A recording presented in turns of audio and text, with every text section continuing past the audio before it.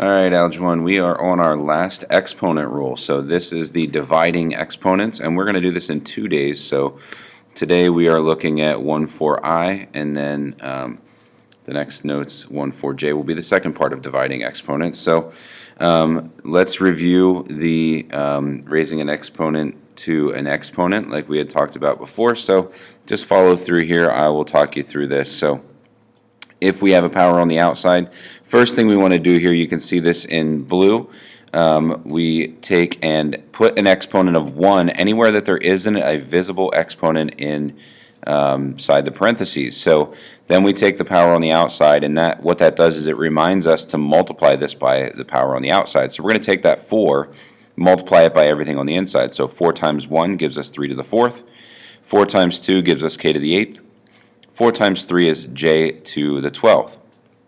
Over here, 2 times 1 gives us 2 to the 2nd, 2 times negative 2 is j to the negative 4th, and 2 times 4 gives us k to the 8th. And then remember, we always want to put our numbers out front. So 3 to the 4th is 81, and 2 squared is 4. So those numbers always go out front. And then we start working with our variables. So k, we have 8 plus 8. So add those. When they're being multiplied, we add the exponent. So 8 plus 8 is 16.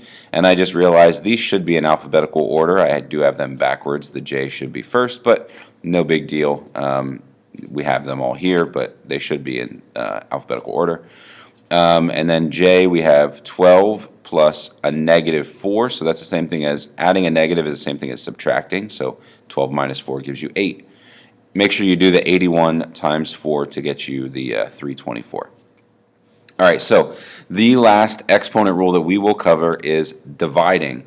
So when we multiply, we had talked about this before and we just went over it there, when you multiply x to the a times x to the b, when we multiply those, we add the powers, right? A plus b. So when we're dividing, we subtract the powers. If we have x to the a over x to the b, the x does not change, your base doesn't change, we just subtract the exponents. Now this works for non-zero numbers because we can't have a 0 here on the denominator. So the base can't be 0, but any other numbers it works. So we just subtract the exponents. So let's go through some examples. Now again, what I saw happening on a lot of problems, let's just say if we had 3 to the 7th times 3 to the 3rd, I saw some people doing, they would multiply and say 3 times 3 is 9, and then 7 plus 3 would be 10. We don't want to do that. You don't multiply your numbers and then add the exponents, okay? I saw a lot of people doing that. The base stays the same. We're just working with the exponents. That's why it's called the exponent rule. So the base does not change. We don't divide 3 divided by 3 and say 1. The base stays the way it is. So we copy the base and we work with the exponents. So 7 minus 3. That's all we're doing is we're just working with 7 minus 3. Okay? This base stays the same. Okay? That's why this 3 did not change. Okay? It's just the exponents. That's why we call them exponent rules, okay? So 7 minus 3 gives you 4, and 3 to the 4th power is 81. Next, I'm going to do this one 2 different ways because I want to show you a little trick that kind of helps you to shorten up these problems. So first of all, if we do our exponent rules, we have a, if we subtract top minus bottom, 6 minus 14 would give you a negative 8, right? Top minus, it's always the top exponent minus bottom exponent. So 6 minus 14 gives you negative 8. Well, we can't have a negative exponent, so we put it over 1. We move that to the denominator. We have 1 over a to the 8th. Now, one thing that will maybe help you to do these a little quicker is if you recognize where the bigger exponent is, okay, we have a bigger exponent in the denominator, subtract the numbers, 14 minus 6 is 8, and then just put it in the denominator. Sometimes that'll help you to do them a little quicker if you would just see like, okay, where is the bigger exponent? And then just recognize, all right, I know the bigger exponent is in the denominator, so my answer is going to be in the denominator. and then just subtract them and keep your answer in the denominator. So it's just a little tip that I'll talk about when I do some of these problems, and it might help you to do them a little quicker. So what I mean is, let's look at C. So let's look at A. Oops. For A, I noticed that A has a bigger denominator, or I'm sorry, a bigger exponent in the denominator. So I know A will end up in the denominator. So let's subtract the exponents. 4 minus 2 is 2. So A has a bigger power in the denominator. Subtract them. 4 minus 2 is 2. So A squared in the denominator. B, again, another habit we want to be in is if we don't have a visible power, we want to put a 1 there. And then we say, well, B has a bigger power. 3 is bigger than 1. So bigger power in the denominator. Subtract them. 3 minus 1 is 2. So B has a bigger power in the denominator. We subtracted them, ended up with 2. So the B squared goes in the denominator.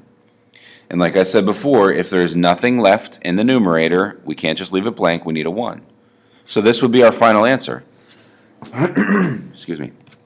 Now, if that is confusing to you, go back to our rules.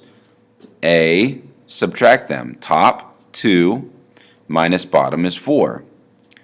B, top is 1 minus bottom is 3. So I have A to the negative 2 and B to the negative 2. Okay? Well, I have a problem here because I have negative exponents, so I put it over 1. Identify the problems. That has to be moved down. This has a negative exponent, so this has to be moved down. So I put it, A squared goes to the denominator, B squared goes to the denominator, and you can see here I ended up with the same exact answer. Regardless of how I did it, I still ended up with the same answer. Okay, so two different ways to do the same problem. And it doesn't make a difference. We're still going to get the same answer. Okay? So this way is just kind of a little shortcut, and this way over here shows your exponent rules. Next. This one I'm going to do with the exponent rules, so make sure you write down your exponent rules here. So, whoops, change the color there. All right, so first of all, M, top is negative 1 minus bottom is is 3, so we're subtracting. So I'm doing the top is negative 1 minus the bottom is 3. And then N, top is 2 minus, I filled a 1 in for the denominator because there wasn't a visible exponent there, so I filled in a 1, so 2 minus 1. So negative 1 minus 3 gave me a negative 4. Let's just get rid of this. And then 2 minus 1 gave me n to the first. I recognize this is a problem. It has to be moved. So n to the first, which we could just write as n, over m to the fourth, that has to be moved down and becomes a positive 4. Up next, we got a lot of stuff going on in here, but again, don't let that confuse you. I know sometimes these problems look intimidating and you're like, wow, there's a lot of stuff going on in here. This is really confusing. It's not any more confusing, okay? It's the same exact process. Just look at them one at a time, okay? Don't let these problems be like overwhelming or anything to you. Let's just do them one at a time, okay? Let's look at the x's, okay? Just look at them one piece at a time. So x, top minus bottom, 2 minus 1, okay?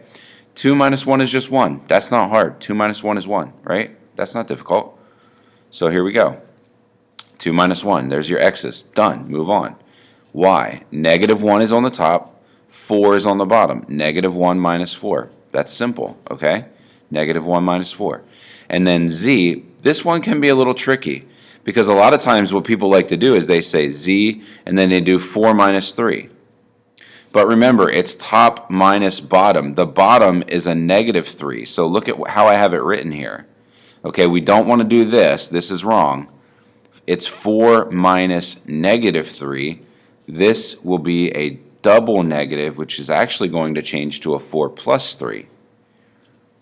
Okay, another thing we can do from our other exponent rules is we can move this up top and make that z to the third up top there, which then, you know, from our other exponent rules, now they're being multiplied, which they would add, which you can see is exactly what's happening here. All right, so now we're doing our exponents here. So 2 minus 1 is 1. Negative 1 minus 4 is a negative 5. That's a problem. It has to get moved. And 4 plus 3 is 7, so that's okay. So let's get rid of this here. So the negative 5 gets moved down. That's a positive 5. There's your final answer for this example. All right, last one. If all of this has to be simplified to 5 squared, what does the value of n have to be?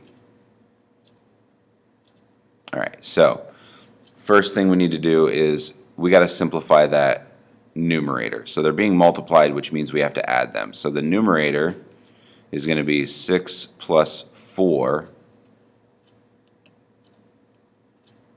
right? So that's going to be 5 to the 10 over 5 to the n. Keep in mind this all needs to be equal to 5 squared. So now that we need to subtract those, so 5, because they're being divided, they have to be subtracted. So 10 minus n, this has to be equal to 5 squared. So if you remember from before, if the bases are the same, the exponents have to be the same. So 10 minus n has to equal 2. So what does n have to equal? 10 minus what gives you 2? Well, 10 minus 8 equals 2.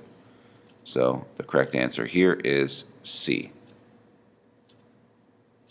All right, so again, if you have any questions on those, rewind, watch the problems again, and if you're still not sure, just send me an email and let me know. Send me an email or private comment, and just let me know if you have any questions.